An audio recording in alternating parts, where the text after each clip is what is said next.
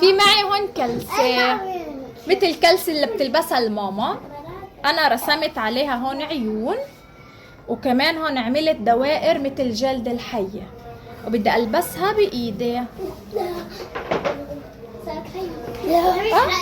صارت حية. لا طلعوا كمان الفستان مبين لانه شفاف. اعمليها لهون. لهون يا رفعتها كتير. قلنا انه الحية اخرى قلنا انه الحية بتبلع الفئران لما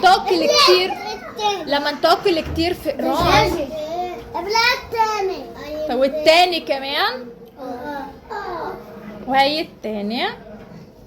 شوفوا جسمها كيف صار كبير لما تاكل كتير يا الفار. لما تاكل كتير جسمها بيكبر، لما جسمها بيكبر هذا الجلد بصير كتير ضيق لانه بيكبرش مع جسمها. لما الفئران يضلوا بجسمها بتمتص كل اشي من جسمين، بعدين الشعر بيطلع مع الكاكا من هون.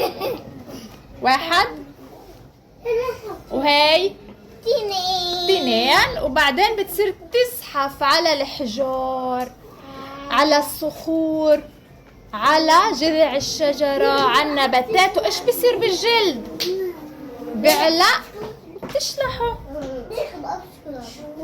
وبكون عندها تحته جلد جديد. طلعوه هون ذيلا، وهذا راسها.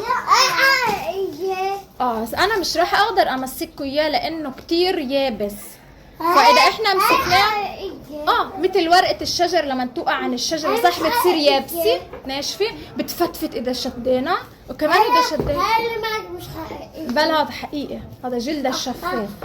واو هاي عملاقة. طبعا بفوت ايدي بس اني فتفت. شايفين؟ قلت لكم لانه بفتفت، عشان هيك انا بحافظ عليه بالعلبة.